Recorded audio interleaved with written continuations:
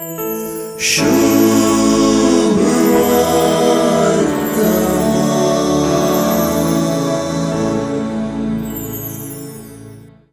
एकले तावन एक वस्त दाक्षेन नासतना विचारतल्यांक आणि ती कशें पुणी वचूल करतल्यांक जावं कुशलायेच्या मनोभावान वा नीज अर्थान आमचे चालते भाशेन लज नासलेली म्हणून आमी आपोवचें आसा.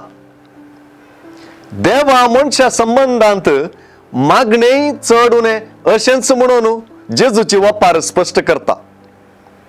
अशें इश्टगते पासत उठोवन तो कांय दिवचो ना जाल्यार लज नासता ताणें विचारलेल्या खातीर पुणी उठतलो आनी ताका जाय तितलें दितलो म्हणली जेजूची वपारींतली उतरां आमची मागणी आयकूनच्या देवाचोच जिनोस वा ताचें व्यक्तित्व कळीत करतात.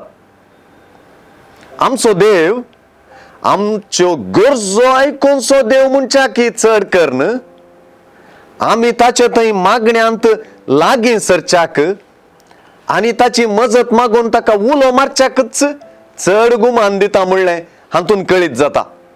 जेजून सांगलेली मागण्या संबंधी आनी एक वपार बापायची.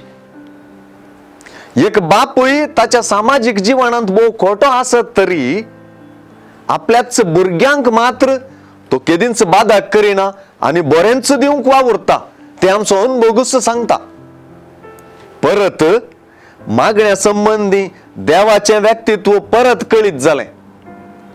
जर कोटी मनशां सयत आपल्या भुरग्यां उदेशी बरेंच करतात म्हणटाना सर्व बरो देव ताच्या भुरग्यांक सदांच बऱ्या संगतींनी भरता म्हूण जेजू स्पश्ट करता.